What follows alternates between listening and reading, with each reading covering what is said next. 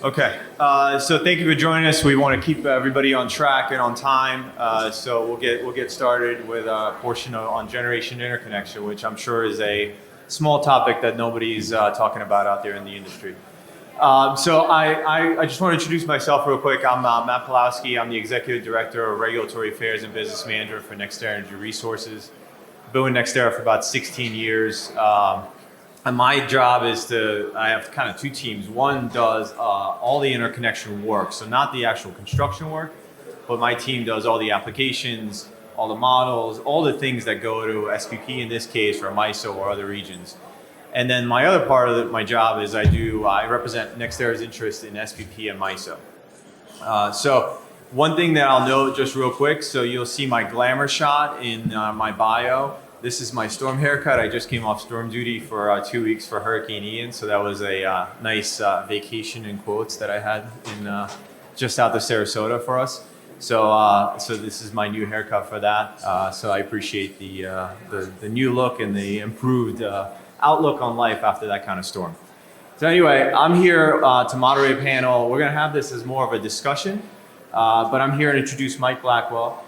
And Mike's an attorney who's in litigation practice, in energy practice and regulation practice at Husch Blackwell. And in his past, Mike served as a corporate counsel for MISO and also at ACES in energy policy as well. And Mike also in his spare time is an adjunct professor at the University of Indiana Law School. So again, we're going to have a conversation more about the generation interconnection process and all the things that are going on right now in that process, primarily at FERC, but also at the RTO. So I'll turn it over to Mike, introduce himself more, and get into the conversation. Great. Nice to see everyone. I'm Mike Blackwell. Please raise your hand if you cannot hear me right now. It's probably a hard thing to do if you can't hear, but everybody in the corners can hear okay? Great.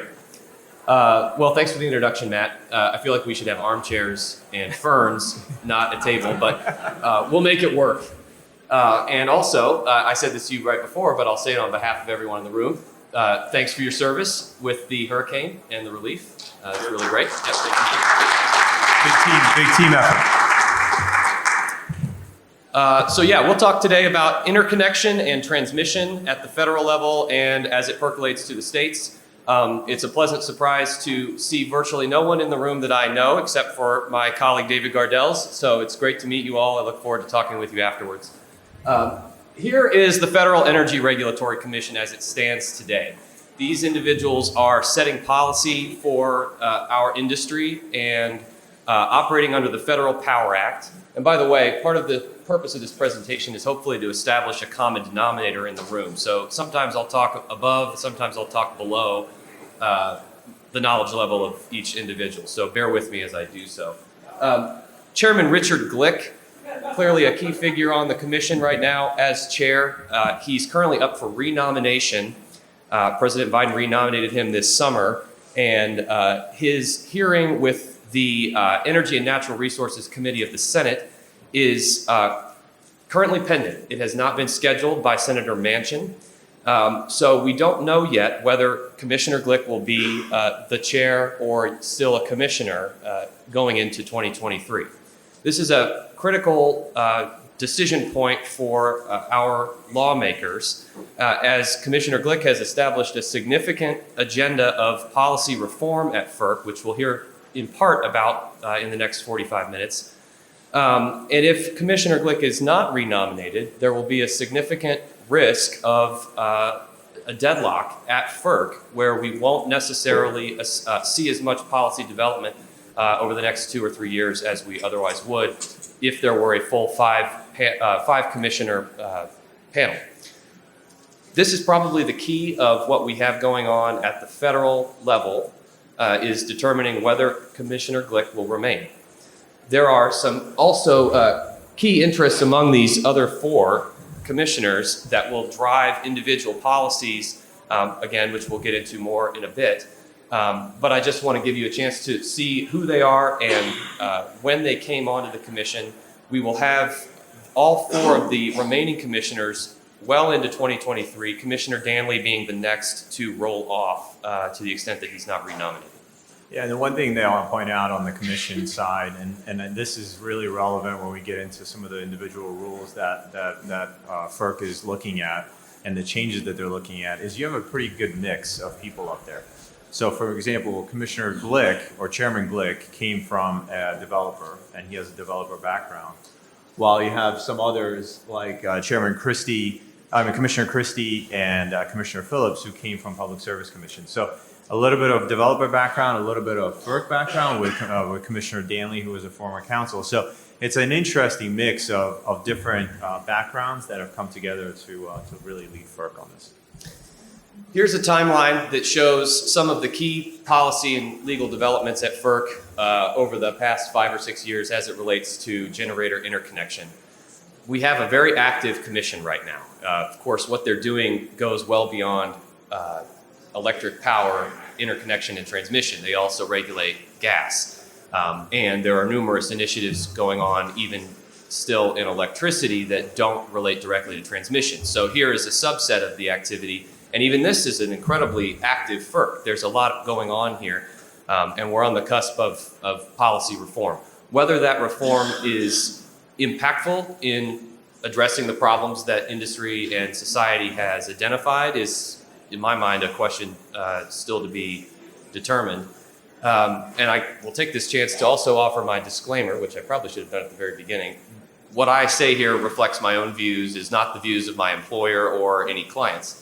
So I'll just go through this quickly because it sort of sets the stage for what we're going to talk about here.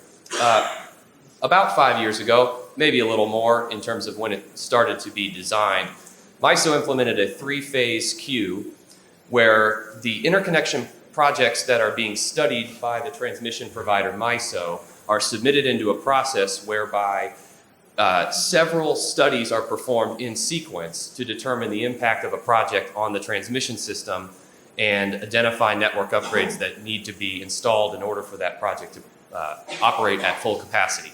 That design is innovative in the sense that prior to, 3-phase studies were not readily implemented under FERC Order 2003. And since the implementation of MISO's 3-phase study process, several other transmission providers have taken similar steps and have demonstrated some success in making their queues more efficient. FERC Order 845 also addressed issues of interconnection queue inefficiency through numerous directives to transmission providers to moderate or modify their queues. Transmission providers have been acting to comply with Order 845 on an ongoing basis since 2018. Very recently, we've had a series of notices of proposed rulemaking, starting with an advance notice of proposed rulemaking in the middle of 2021 that addresses transmission reform and also the potential for interconnection reform.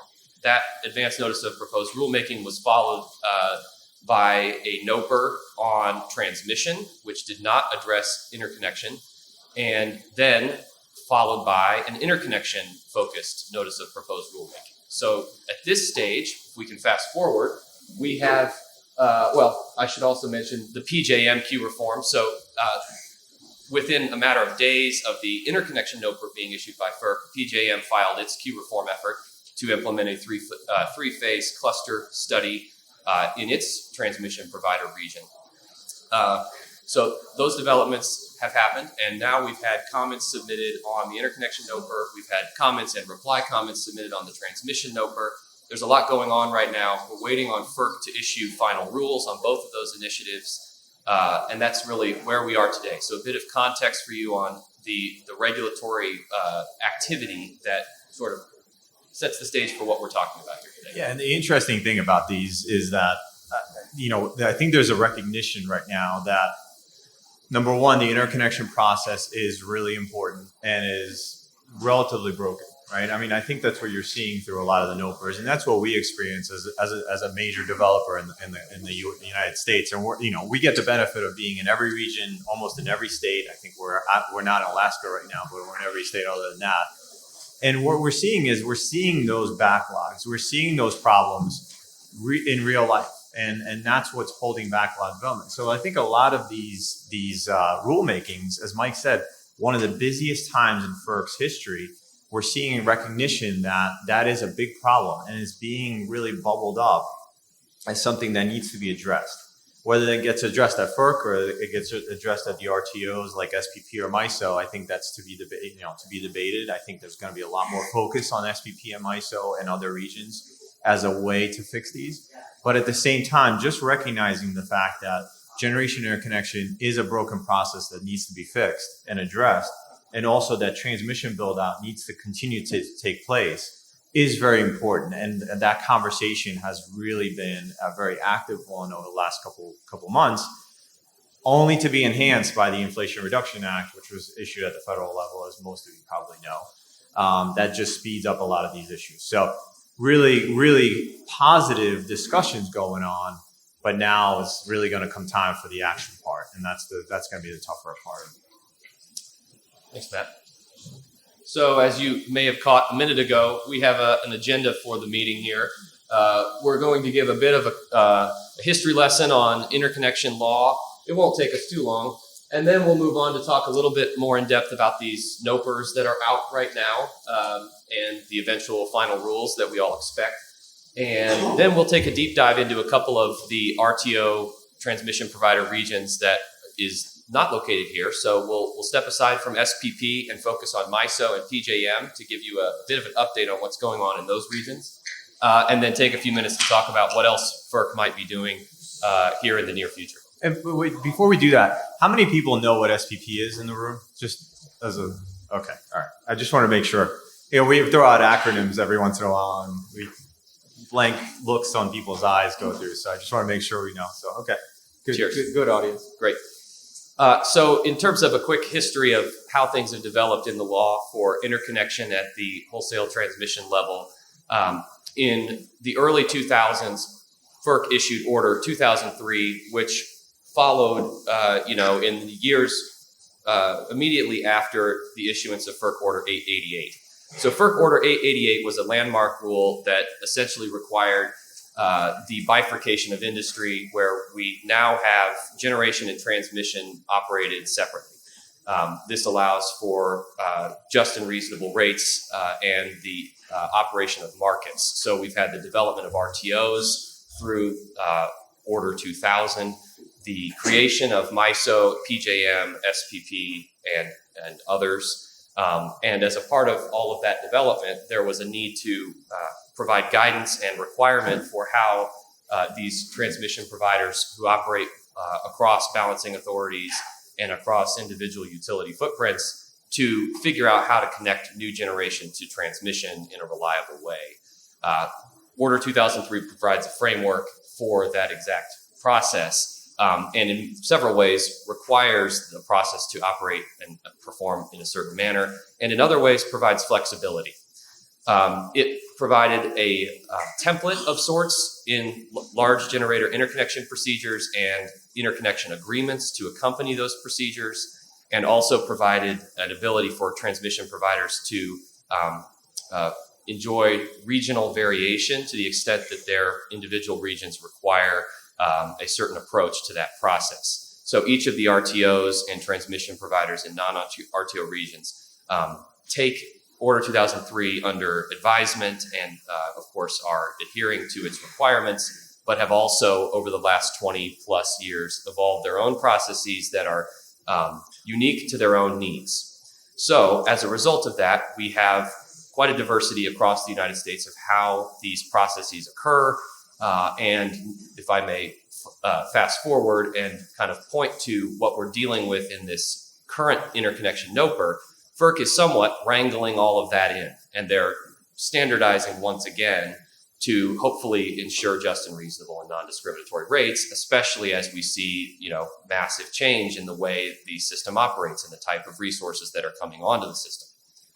I think that's, and I think that's really key because, by the way, we didn't rehearse some of these exchanges, just so everybody knows. But I think that's really key because if you go back in time, traditional kind of generation planning and generation construction over the years has been, you have a utility, and every 4 or 5 years you have load growth, and you plan for a new plan, you go to your commission, you build that new plan.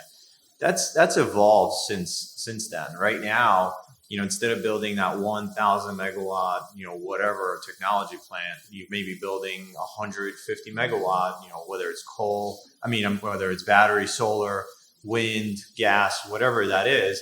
They may be smaller, they may be more diversified.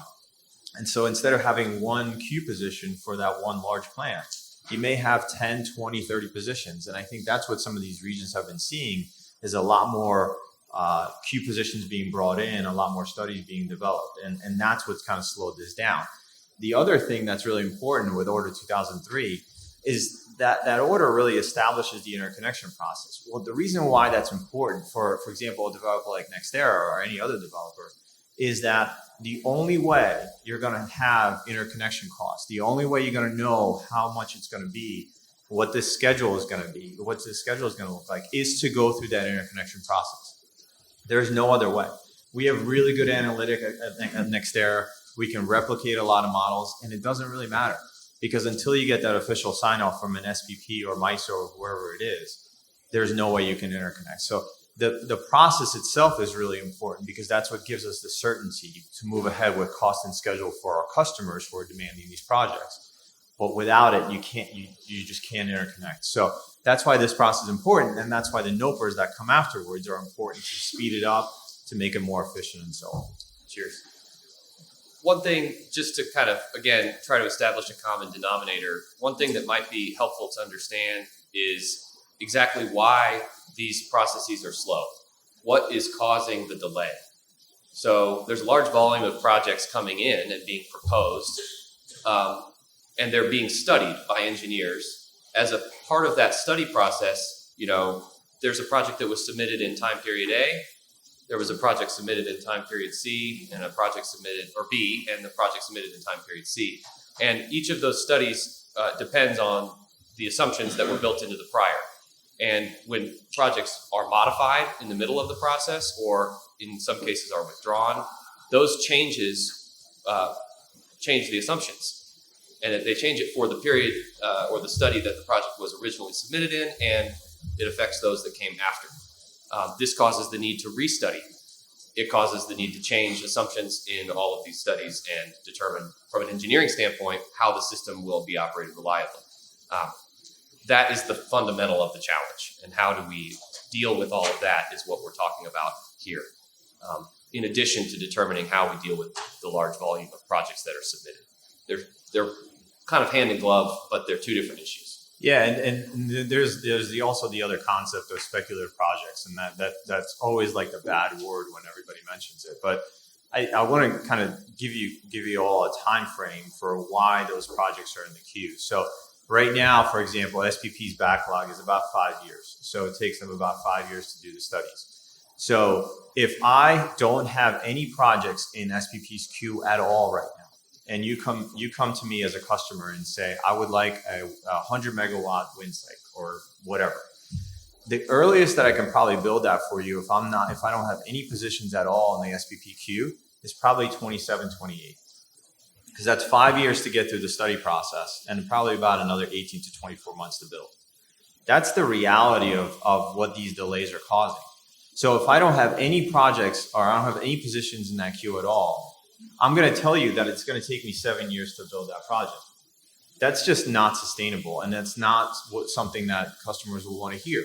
So what happens is developers and utilities have positions in these queues in order to essentially protect themselves against some of those delays. Well, that delay also creates problems, like Mike said, with restudies. Some of those restudies are caused by the fact that you have these projects in the queue that you submitted with one type of, for example, inverter or combustion cycle technology. Well, if you have to wait 5 years for that study to complete, by the time you get through that study, the technology's moved on completely. Like it doesn't even look like what you submitted it. So now you have to resubmit the data and restudy it. That's a little bit more about what these delays cause in real life. And that's why, addressing it is so important, because we're trying to move very quick. And we're trying to change technologies a lot, from the older technologies to some of the newer technologies. And we can't do it if there's a 5-year backlog.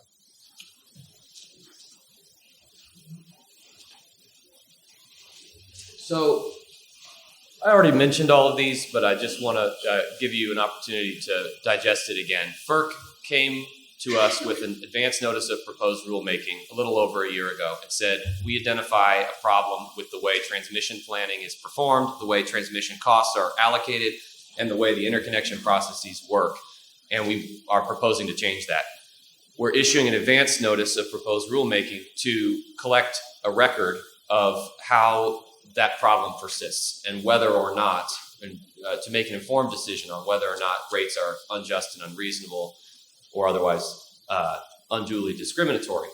They took that record, which was, there were, I think, 130 plus organizations that filed comments in the advance notice of proposed rulemaking docket, plus reply comments, and decided to split the issue up and submitted a transmission NOPR and an interconnection NOPR.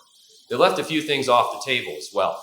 That advance notice of proposed rulemaking also talked about the possibility of establishing a transmission market monitor, similar to an independent market monitor that monitors the regional transmission operators' markets, the electricity markets. It also talked about interregional transmission planning, and it talked about cost containment for transmission. And then when it came out, when FERC came out with the NOPRs, it left all of those things off. So we might see something from FERC down the road that deals with those topics separate and apart from regional transmission planning and interconnection. And participant funding. Thank That's the other thing. So that's the other big thing that was left out. That was included in NOPR questions and was discussed a lot. There's a task force that's called the FERC Neighborhood Task Force. It's made up of FERC commissioners and neighborhood commissioners. They had several meetings. They'll continue to do task force meetings going forward.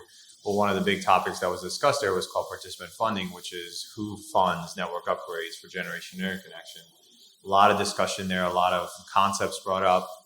It was completely left out of any of the NOPRs, which was a pretty big disappointment for a lot of the developer community.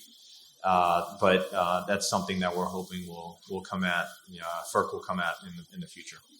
And back to the first point we made about the current makeup of the commission, to the extent that we end up with a 4-commissioner commission by the end of the year, there's less momentum towards realizing some of these additional rules that some of the people in industry think are necessary. Yep, absolutely. In the interest of time, we'll probably not spend a lot of time discussing transmission planning, and we'll stick to the discussion of interconnection, but they very much relate. So let's take a minute to sort of explain the relatedness of the two. So from a transmission planning standpoint, there are needs to identify transmission upgrades and improvements that provide benefit to customers on that system, and those customers can be one of several types. Generators and the need to bring new generation onto the system is one of those needs. So studies are often performed or are regularly performed to account for the need for that additional generation. The way that the federal government has mandated transmission planning occur has essentially bifurcated the transmission planning process into exactly that, transmission planning, and also interconnection studies. It's possible for upgrades to the system to be identified in either of those processes, and the two processes don't always communicate between each other effectively. There are issues with the regional transmission planning process not providing information to the interconnection study process in a manner that adequately accounts for the potential capacity of the system at a forward point in time, such that the interconnection process does not identify or maybe overly identifies upgrade requirements that would otherwise be captured in a transmission study. I'll keep it to that general point and see if Matt has any comments, and then let's move on to. Yeah, no, I think that's right. And when people ask me, Glenn, what's the key thing that we need to focus on and do? I always say transmission, right? Because not only is it a long lead item, but at the same time, it's if planned poorly, will not have any of the benefits that we really expect. So This NOPR opens up possibilities for 20-year plans or longer-term plans. It also includes a lot of assumptions that should go into transmission planning. From a NextEra standpoint, we love to see the fact that you want to include future generation plans, retirements, changes in generation mix, and all these kinds of assumptions that are included in those plans. So you get the right transmission built. But it's also about planning it properly so that it's there when it's needed. And what you'll see out there is that transmission takes a while to build. You have a project like Cardinal Hickory Creek, which is in the MISO footprint, which I think is moving on to about 15 years now of trying to be built. Hopefully, it will come into service sometime next year. But that's some of the longer term timeframes that it takes to build some of this transmission. So the earlier you plan it, the earlier you start, or at least make sure that it's in some kind of a plan, the more likelihood you have to actually get it built out, which is, again, really important, not just from a generation standpoint, but also from a resiliency, load, just general customer standpoint. One other thing to say about the transmission NOPR, it also addresses cost allocation for transmission. And to say it simply, there are many ways that you can slice the pie. One of those ways would burden the developers and the generators themselves. And that does, of course, occur. So both the interconnection NOPR and the transmission NOPR in ways are dealing with how those costs are allocated, not just between the transmission owners and their customers or versus the development community, but also in many ways within each of those buckets as well. So on to discussing the interconnection NOPR. FERC issued this several months ago. We've now seen comments which were filed in mid-October. NextEra filed comments. It is a reform that, if I may summarize in just a couple of sentences, proposes to bring all of the transmission providers into a common fold of study process, which is the cluster study, 3-phase study process.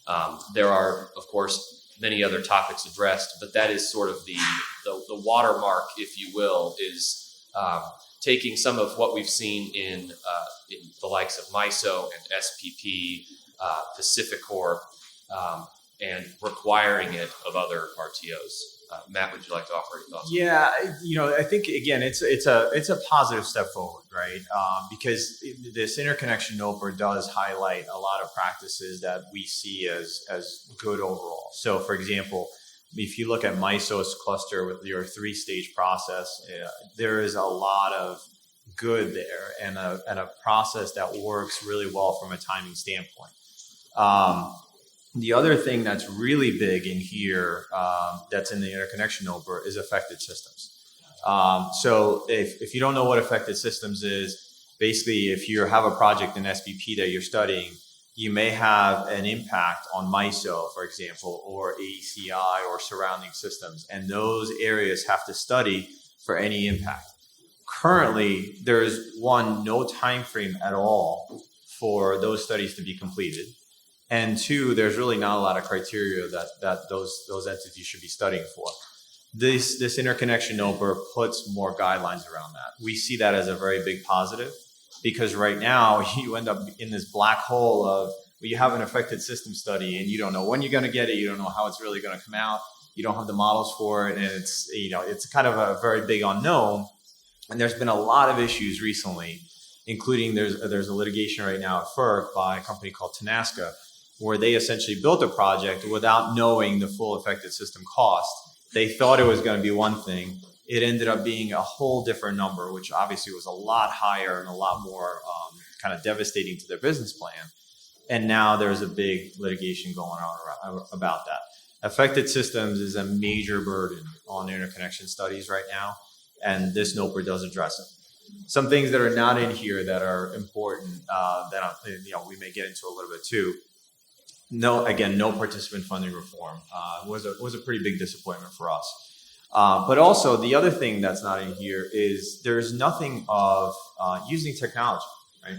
I think historically the interconnection process that they've looked at here has been very people-centric. So it relies on throwing bodies at the problem. And I think what we're seeing is, number one, there's a big demand for engineers right now. So it's hard to actually get the bodies in the seats. And two, with turnover and other processes, you end up having a process that relies so heavily on the individuals that are in those seats that any breakdown will just cause even more delays. At this point, we're in a place where why not use technology for this? Why not automate the model building? Why not automate the study process? Do some of these advances. And I couldn't be prouder of the fact that the SPP team has really been forward thinking and is starting to take steps to actually go down this path. And we've actually partnered with AWS, Amazon Web Services, and SPP to start to think about ways to automate the process, to make it more streamlined, and to keep it consistent and kind of repeatable so that we don't have these longer delays. So that's two things that I would say are missing that I would have liked to see in here. But again, a good step forward for the interconnection process with the NOPR in general. Thanks, man. I'm going to help us through the conversation towards a Q&A by focusing on a couple of things. We're going to introduce MISO and SPP in the opposite order, PJM and then MISO, in terms of what's going on in their interconnection queues and highlighting sort of the current state of reform at the RTO level. What is the RTO doing separate from what FERC is doing through the NOPR process to improve their own operation of queue processing? So this is an image that is taken from PJM that describes the volume of projects and the megawatt size of projects since inception in the 90s to today. So you can see how things are really ramping up. This is exactly what we're talking about, and the volume of projects coming in, and then inefficiency in examining those projects and determining the costs of interconnection through network upgrade cost assignment. That's the problem. There is a defined current study process that can be described pictorially here. This is PJM's current process. What they're proposing looks a lot more like what MISO's process is, and you'll see that in a few moments.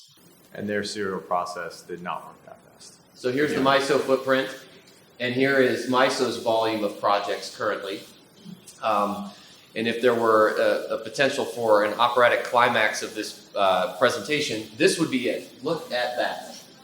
This year's queue application volume is literally double what it was last year, and last year's was the largest of all time. So the volume of projects that RTO in particular is dealing with in its study process is fairly staggering, and it only makes this problem all the more challenging. I'll also note the changes in the fuel source type or resource type is also changing. We see a significant uptick in solar and in battery storage in the last few years, especially this year. This coincides in part with reforms at MISO's level and also across other RTOs and through the NOPR in encouraging or at least permitting and making easier the introduction of hybrid resources to the grid, where you have not just co-location of a storage unit and solar array, but also those two resource types operating in tandem as a single generation resource. Reform has been created to allow for the study of those types of technologies to be working together, and has encouraged a great addition of those technologies to the system. And those are really important from a capacity standpoint for those of you who are utilities or care about capacity.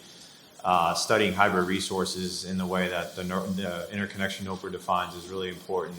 Capacity is very valuable, becoming even more valuable in SPP with what's being discussed today at the board meeting in Little Rock, which is the planning reserve margin increases. So hybrid resources are really important. But the one thing I want to point out on this chart, so again, you look at this chart and you say, wow, the graph's going up astronomically. But a couple of things. One is, don't forget that this is driven by customer demand. So we don't build, NextEra, for example, doesn't build projects on spec. We don't build speculative projects that we put in ground and hope that a customer will come out. They're driven by customer demand right now. The other thing that you'll see is you can almost follow the graph of cost decreasing on wind, solar, and other renewable generation with the increase of those technologies in these graphs. So it's really important to kind of have that context a little bit. And the last thing I'll point out is, you're also seeing a lot of changes in the way that utilities are looking at retirements and looking at generation replacement. So those are other important projects, processes that some of the tariffs lay out, where you don't have to necessarily give up your interconnection rights. You can go through a retirement process to replace your coal plant with solar and wind, for example, or other technologies. So you're seeing all of that built into these numbers. So graph without context is, just a bar chart, right? But there's a lot of things that are included in here which drive some of those bars in the ways that you're seeing. Cheers. So I think it's also worth just quickly noting we sort of moved past the PJM part of the discussion in the interest of time fairly quickly. PJM is going through a queue reform of its own right now. It submitted a proposal to FERC 2 days before FERC came out with the NOPR on interconnection. It's proposing to overhaul the way that it performs its studies. Part of the challenge in PJM is not just the inefficiency of its study process, but also the large number of projects that are submitted in PJM, which we saw a few minutes ago. The question is, well, what's driving those in particular? PJM is comprised of 13 states, 11 of which have renewable portfolio standard obligations, and those RPS standards are driving the need for more renewables. So as it stands today, PJM states will be importing renewables to satisfy the RPS standards. There's an interest in, of course, having domestic renewables to satisfy the standards, which drives the demand in PJM, which drives the demand for a need to reform the process to accommodate. Of course, that's the same in other places, but PJM in particular is dealing with a particularly high RPS standard mandate to drive the need for renewables that Matt's talking about. So maybe what we'll do is we'll bypass some of the more granular slides on the RTOs, and maybe we'll take some questions since we have about 5 or so minutes That left. sounds perfect. We've essentially covered it here. I'm going to position us with great delicacy right here for a Q&A. This gives you a sense of what we're looking at in the near future as FERC responds to comments on the NOPRs, issues rules. We will, with great likelihood, see litigation over those final rules, especially the transmission rule as it stands to make a significant change, especially in light of Order 1000, 10 or 12 years ago. And we might still see additional NOPRs from this commission, especially if Richard Glick remains chair of the commission, to deal with some of those issues that were presented in the advance notice of proposed rulemaking that were not put forward in a NOPR. So with all of that as sort of a forward look, it would be great to hear questions from you all. Questions? Yes, sir. We've heard a bit about and seen a little bit about SEAM upgrades. Specifically here we're talking about SPP and MISO SEAM upgrades. Is there any chatter or movement at FERC to, make the RTOs play nice with each other, just to spread out upgrades on more projects in those kind of sensitive areas, connecting RTOs? Yeah, so the question was about SEAMS projects and about FERC taking action to improve the SEAMS relationships between, particularly in this case, SPP and MISO, but also other regions. I get your question right? Yeah. Yeah, I'll be happy to take the first step. So the answer is no, they are not taking the opportunity to require any sort of advanced coordination at the seams through any of these current rulemakings. However, they are entertaining individual proposals on an RTO by RTO basis or transmission provider by transmission provider basis. So for example, FERC recently accepted a proposal from MISO and SPP to update its joint operating agreement to deal with some of the affected system issues that Matt was referring to earlier. And so at this level, when we're talking about interconnection studies and transmission planning, those sorts of proposals are really where we're going to see the most activity on the seams at this time.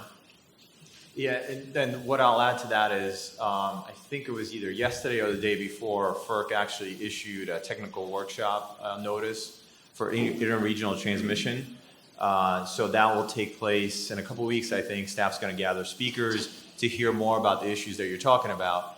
And then particularly on the interconnection process, SPP and MISO are working on what's called the JTIQ studies, which identified about $2 billion of, well, that's now down a little bit, but initially identified about $2 billion of transmission projects. They're going to improve the affected systems between SPP and MISO, and those are studies that are particularly aimed at just generation. So those discussions are ongoing. The study's been completed. There's a report out there on the MISO and SPP website for anybody that wants to take a look. And now the conversation has moved on to the toughest topic in this entire space, which is cost allocation, right? Who's going to pay for it, how it's going to be paid for. There's a lot of discussions going on about that, right? And honestly, I think that the most important thing on that note is that you want to get the transmission built, but you want to make sure that the benefits are really clearly outlined so that the parties that are responsible for or have the benefits end up paying for them properly, right? So that's where the conversations are heading there. So those two other developments I think are really important. And by the way, the JTIQ and some of those discussions, and also the interregional discussion at FERC, a lot of that stuff has some really good examples from the winter storm, right? Obviously, the winter storm in 2021 was not great, but one of the things that really came through is that the difference between SPP and ERCOT, for example, was that SPP at the height of the winter storm was getting about 6,000 or so megawatts that were flowing from PJM through MISO into SPP. Whereas ERCOT has the DC ties, the direct current ties that essentially prevent any of the energy from flowing at the levels that it needed to flow into ERCOT. So one of the contributors, right? There was a lot of other things going on, but that's the benefit of that regional transmission, aside from all the other things that we talked about. So there's a lot of conversations going on. I'll probably just leave you with that. Yeah, that technical conference may lead to some sort of NOPR on interregional planning and cost containment. We probably have time for one, maybe two more questions. Are there any in the room? Yeah, so the question is about how are RTOs going to address the current backlog and how are they going to deal with it in the future? I have that right? Each RTO is going to address it in a different way unless otherwise directed through this interconnection NOPR and a final rule from FERC. So, for example, PJM currently has proposed a reform that includes a transition process that requires a prohibition on new projects to be submitted for some period of time. I believe it's 2 years, so that PJM can focus on the projects that it already has in its queue and try to move through them. They're doing several things, I'd say. They're trying to limit the number of new projects that come in through a couple of mechanisms. In PJM's case, it's a transition reform or a transition proposal as a part of the reform, and also more stringent requirements on what kinds of projects can be proposed in the first instance. So what sort of site control do you need? What land rights must you have in order to even propose a project? This gets to the notion that Matt was talking about earlier with speculation in projects and what really is a speculative project. They're also working to make their processes more efficient, hire more staff to the extent that their bylaws and their budgets allow. So somewhat routine business activity improvements in addition to advocating at FERC for an opportunity to reform their process. And then just from a timeline perspective, and specifically about SPP also filed what's called a backlog clearing process about a year ago now. We were very heavily involved, as were a lot of other parties, in establishing that process. So the goal right now for SPP is to clear out the backlog that they have by 2024. And SPP has also proposed similar requirements to PJM, where they have more stringent requirements now on site control, on anti-site control, on financial security as well. Which basically means, by the way, fully supported by NextEra. Basically, what that means is you're putting more and more money up at risk as you go through the phases of the project. So that will limit the amount of projects that are, again, more speculative in nature and will eliminate projects dropping out without really any consequences. So that's really important going forward. But again, the one thing that's left out that I mentioned earlier is use of technology, right? Again, PJM throwing people at the problem, I don't think is really the long-term solution. We got to get better at kind of standardizing and automating these processes. These transmission providers are something like a chain gang, and FERC is the warden. and they're all trying to dig this hole that the warden is making them dig, you know? But if FERC's just telling them how to dig the hole differently, it might not get dug any better. There's got potentially needs to be more people on the chain gang or new pickaxes. So that's really the way I think about your question is, you know, how are we going to get this problem solved quickly? How are we going to move through so many projects? There needs to be a reform to the way that the work is getting done. So we'll wrap it up. I know we're a little bit over time. We want to keep you guys on schedule. Mike, thank you so much for the participation. Thank you for participating as well. I think the biggest thing to take away is this is a very large area of discussion right now, and that's a great thing, right? The more focus it comes on this, the better. So we definitely appreciate the time, and obviously grab us if you have any additional questions. So thank you very much.